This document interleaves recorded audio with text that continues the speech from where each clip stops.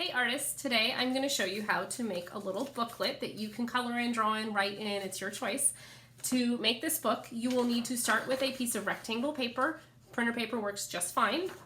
You might want a glue stick if you want to glue pages.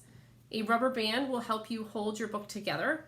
You might also choose to use paper clips or staples to hold your book together. You will need a pair of scissors. You might want a pencil to help you outline your cover.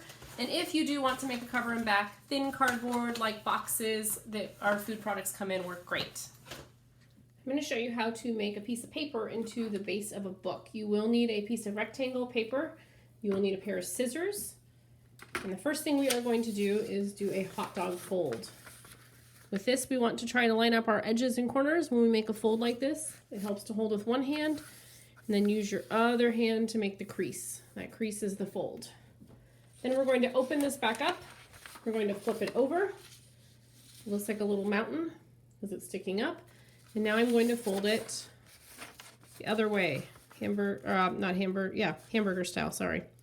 Again, we're going to line up our edges and corners, hold it with one hand, make a crease. Then you're going to use your scissors and you're going to cut along the top edge, stopping in the middle.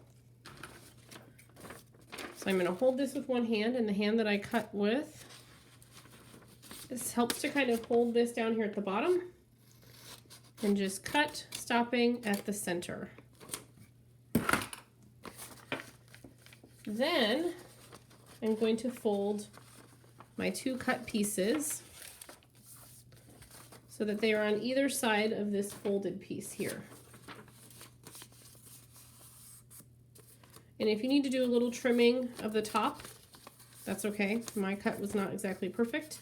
I can trim that later. So then this opens up and can become the pages of a book.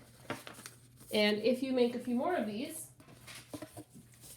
so I have two others that I've made, they can be put together to make a little booklet. Once you've made your book base, you do have some choices as to how you put this together. So if you wanted to make them all into a bundle, you could simply just paper clip them.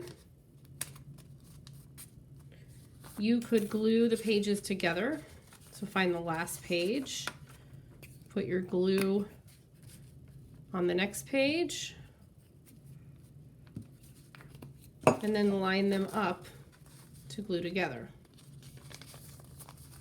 You could also staple them. So find your end, staple it right along the edge. That will hold your book base together. If you wanted to make a cover, nice thin chipboard cardboard like this works really well.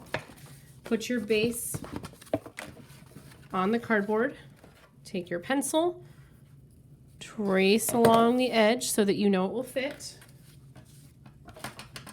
Once you have traced it, cut out your cardboard. Once I have my cover that's been cut out, a very easy way to connect your pages to your cover is just using a rubber band. So I went to the middle of my pages and I have a rubber band that is big enough, and I'm going to secure it in the middle of my book.